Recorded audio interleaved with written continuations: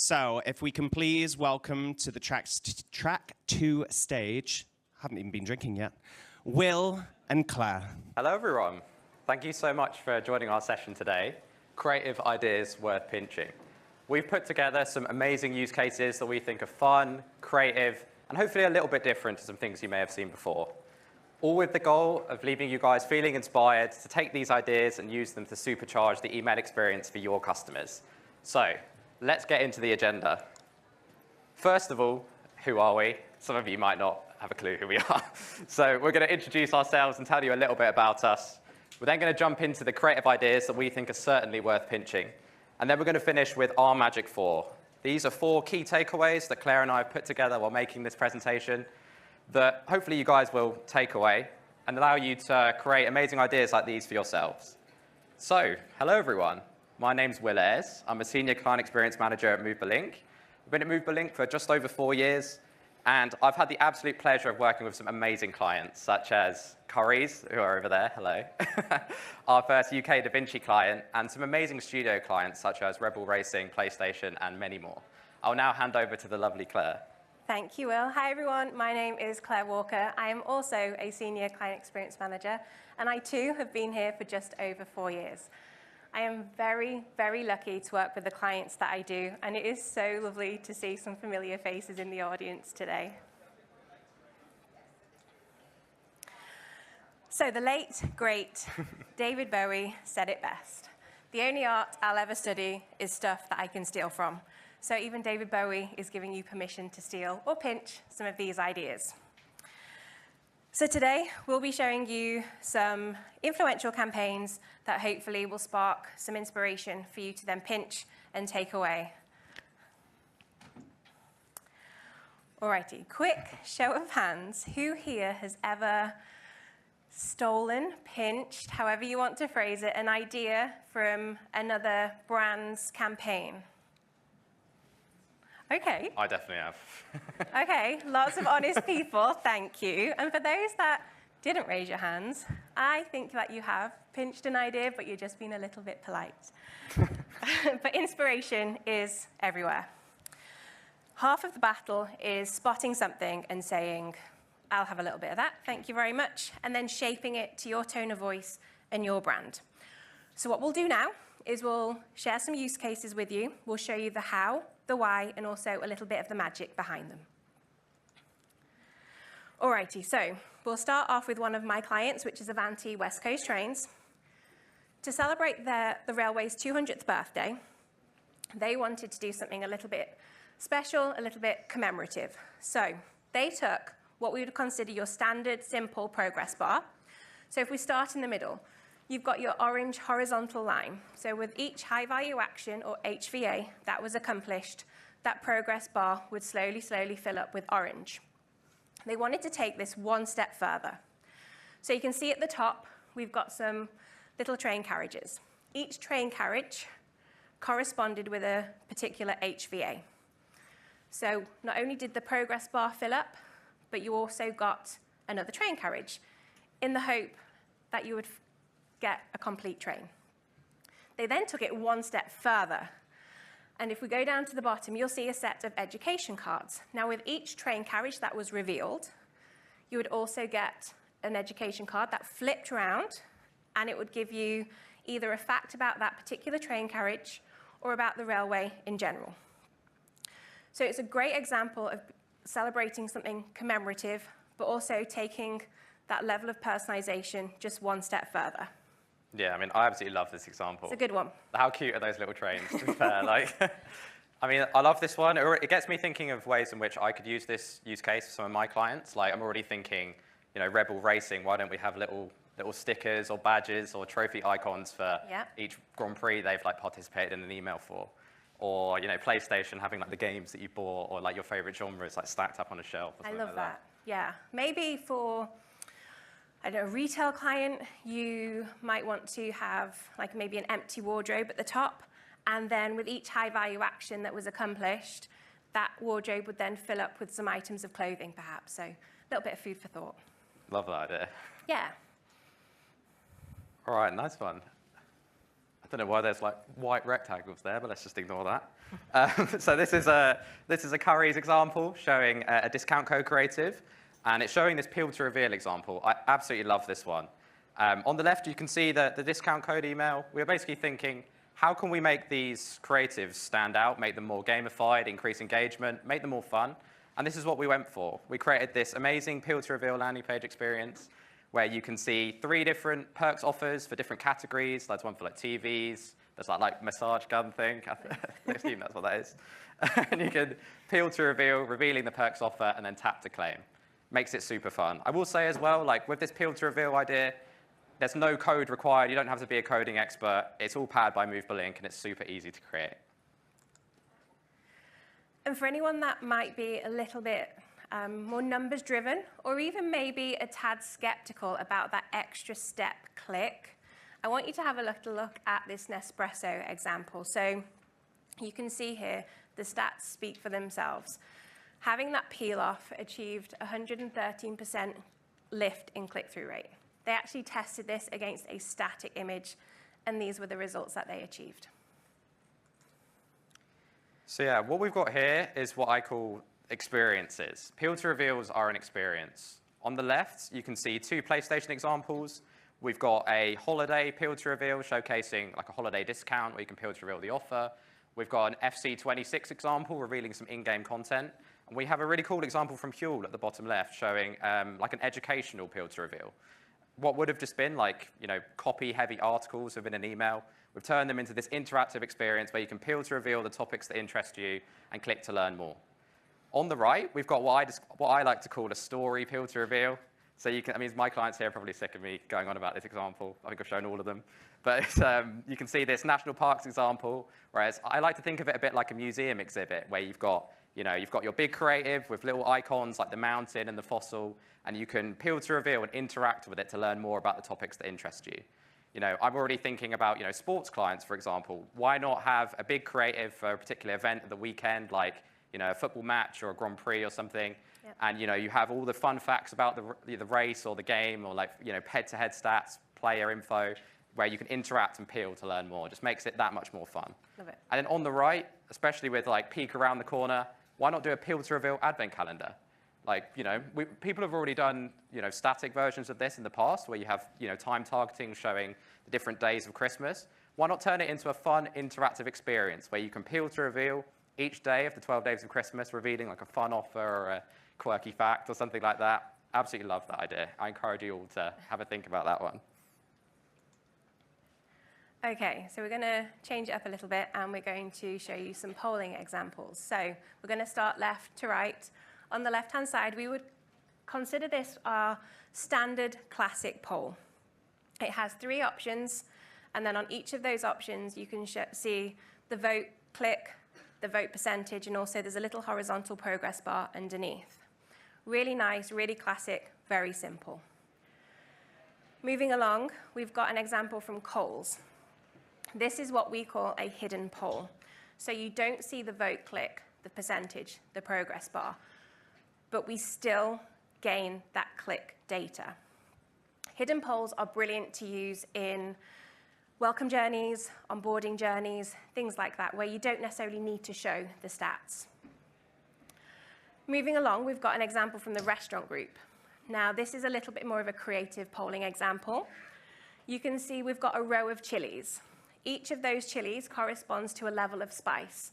When the recipient clicks on that level of spice, the chili will then fill up with color. So quite a creative way of doing a poll, very on brand, and very much the restaurant group. Yeah, people clearly like it spicy based on that poll as well. That would be me. The sky's the limit when it comes to these creative polls. There's so many fun things you can do. I absolutely love this example. You can see on the right here, it's an AB and Bev example where you can see different types of beer, and it's a partnership with NASCAR, so the favorite beer is moving closer to that finish line. Yeah. There's so many fun versions of this that I've seen. I've seen football clubs have the lineup of the 11, and you can click to vote on your favorite player. I've seen Red Bull have done ones where the 2 racers' helmets move up and down based on who they think is going to finish further in qualifying. I've seen one with horse racing where there's horses moving to a finish line. So many fun things you can do. Yeah. The real power in polling comes with the retargeting. So what do you actually do once a recipient has clicked on an option, right? So again, working left to right. On the left-hand side, we've got an example from Cinch. This was one of their Black Friday campaigns. They asked their recipients to select the type of vehicle that they were most interested in. Then in the follow-up campaign, they showed in grid format that type of vehicle. Then moving along, we've got an example from Coach. They teamed up with Peanuts, and they asked their recipients to select their favorite Peanuts character. And then in their follow-up email, they would show that favorite character on some products. Now, what I really like about this example is that they didn't do it in just what we would consider your classic grid format. They applied an animated GIF with the product. So it's a really good way of using two movable ink capabilities to create a really powerful use case. Yeah, I love this one. I love how colorful it is. And I mean, Snoopy is clearing up in this poll as well, I've got to say. I'm not quite sure why Pigpen is in like barbed wire, but we'll just gloss past that. Move on. I would say with Peak around the corner as well, like whenever I recommend a really like easy use case to do that has massive lift, it's always progressive polling. Yep. Like if you're thinking about a movable link use case to deploy like in the next few weeks, it's so easy to do with the target rules. Have a think about progressive polling and having like a personalized offer or something like that to have those to follow up. So I'm now going to jump into a behavioral example. This slide is all about behavioral waterfall banners. This example is a Currys example. You can see on the left one of their deals emails, and at the top we have their always-on, contextually relevant behavioral banner. Currys has our movable link tracking script on the website. We're tracking behavior. If users are browsing certain categories or products, we're tracking all of that. And we're bringing that data into our custom apps and leveraging it in this banner. Let me take you through it. So we've got like an abandoned basket example at the top. We've got abandoned browse. We have a cross-sell app, which is showing recommendations based on like last purchase, for example. We've got a category banner for a gamer. So that's probably what I would see, to be fair.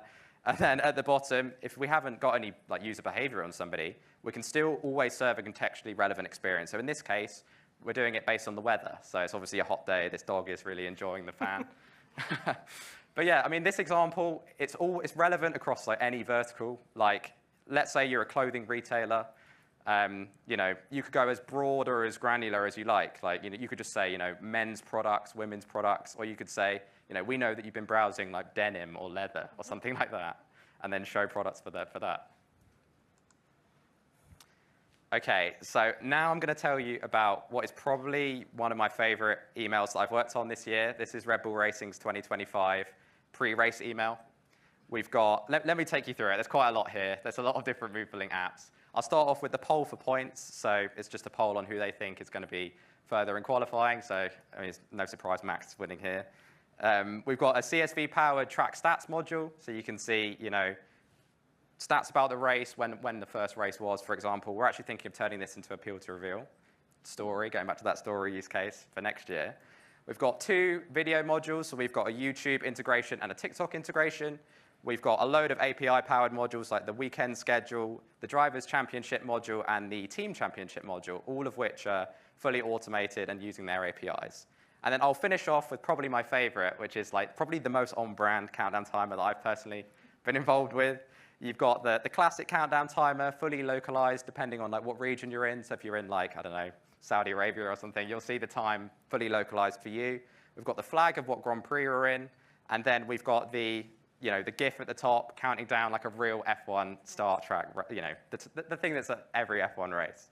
The best bit is you can see it says lights out for FP1 in. When FP1 is live, this will say FP1 is now live. And that red GIF will change into a GIF counting up like a real F1 start timer. It'll flash green, and then the lights will go out like you're at a real race. Absolutely love this one. Fantastic example. Very sophisticated. And what this does as well is like, because this is all automated, it gives the team so much free time to focus on like little creative changes to really make their emails feel alive. You can see here the Suzuka variant for the Drivers' Championship module. It's got the white livery. I mean, it's probably my favorite livery of the year, to be fair. But it was super easy. All we had to do is just update the creative. All the technology stays the same. And then you can actually see here last Grand Prix for Singapore. You can see that variant of the weekend schedule. Okay, we'll move on. This is our last use case. Do we have any golf fans in the room? Yeah, did anyone watch the Ryder Cup? Come on. Just me? Yeah. Okay, so hopefully you'll appreciate this little next bit. So this idea was an absolute hole-in-one for engagement. Nice. Thank you. I've got more. Hold on. If you're looking to drive some results, here's how. And then last one. If you've been feeling in the rough a little bit with ideas, then keep listening.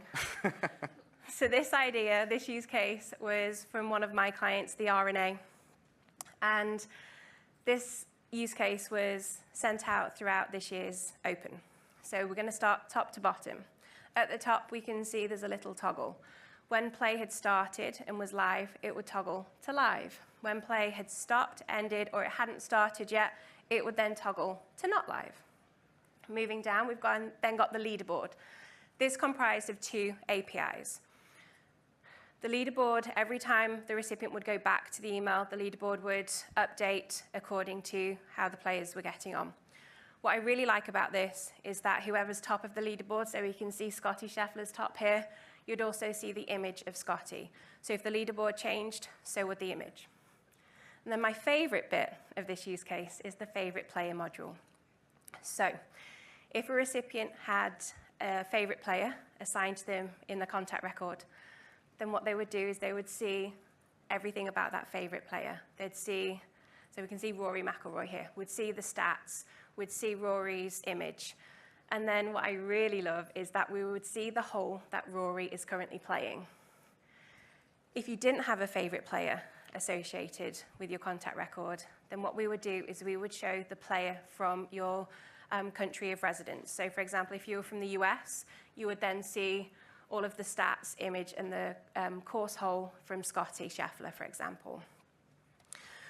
So a great example of using real-time data. It's very super personalized, and also it's a great tournament companion as well. Yeah, I mean, I love this one. That number of variations as well. Crazy. That's crazy. Yeah. I would say as well, with these use cases that we've just shown, like, they're both sports examples, but you could use these in any vertical. Like if you're a retailer, like, you know, I'm imagining like a supermarket showing the leaderboard of like how many sausage rolls people have bought or something like that. Exactly, like you could, yes. Any vertical, you can take advantage of this. Yep. All right, amazing. So thank you everyone for sticking with us. We're now at our Magic 4. These are 4 key takeaways that we've put together while we were making this presentation. We were basically thinking like, how can we, you know, how can we help you guys like make ideas like these for yourselves, so the actual sort of creation of the ideas. The first 2 are sort of 2 that are quite personal to me. You know, some of my clients out there, you've probably heard me say this. You know, I always think of, you know, if you're working on a new use case, I always say like, close your eyes. Imagine you could snap your fingers and whatever, you can have anything you want and it would just appear on the screen. Like, what would that be? Like, try and articulate that to me the best you can, and then we will work backwards from that dream and use Movable to make it a reality. The next one is ideas can come from anywhere. I'm a huge believer in this. Like, a lot of the ideas that you've seen in this presentation, they just came from like random comments that someone's made during a status call. Like, you know, just a random idea that someone's thrown out. Like, sometimes you've got that idea in your head and you're thinking, like, oh, do I say this? Do I not? Always say it, because you never know what can come off the back of it. You can end up in a presentation like this. Exactly. My 2 would be to, first of all, pinch with pride, but adapt with purpose. So if you see an idea that you really like, pinch it, take that idea, but make sure you adapt it to suit your tone of voice, your brand, and also your campaign as well. And then my second one is, if you have the data, we can do something with it. You know your data much, much better than we do. And if you don't, you'll have a team that does. We know Movable Link inside out and back to front. So if we marry those 2 together, we'll create an amazing use case. Yeah, for sure. Feel free to bother us as much as you want. Absolutely. Opening myself up for more work there, but. Yes. So we started with David Bowie, and we'll end with David Bowie. So just really a reminder that it is okay to pinch some ideas. You do not have to reinvent the wheel. You don't have to create something that someone's never done before. So it is okay to see an idea, spot that idea, take it, and then make it yours. So that's us. Thank you so much for spending the day with us. Thank you.